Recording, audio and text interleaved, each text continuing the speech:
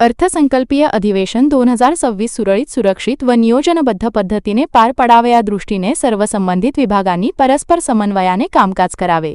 विधान भवन परिसरात शिस्त आणि सुरक्षेला प्राधान्य देण्यात येऊन गर्दी नियंत्रित व्हावी या दृष्टीने सुरक्षा यंत्रणेने नियोजन करावे असे निर्देश विधान परिषदेचे सभापती प्राध्यापक राम शिंदे यांनी दिले. विधान भवन येथे 2026च्या पहिल्या अर्थसंकल्पीय अधिवेशनाच्या अनुषंगाने पूर्वतयारी संदर्भात बैठक सभापती प्राध्यापक राम शिंदे यांच्या अध्यक्षतेखाली झाली. अधिवेशन काळात सुव्यवस्था आणि सुरक्षितता याबाबत दक्षता घेण्याबाबत या बैठकीत चर्चा करण्यात आली.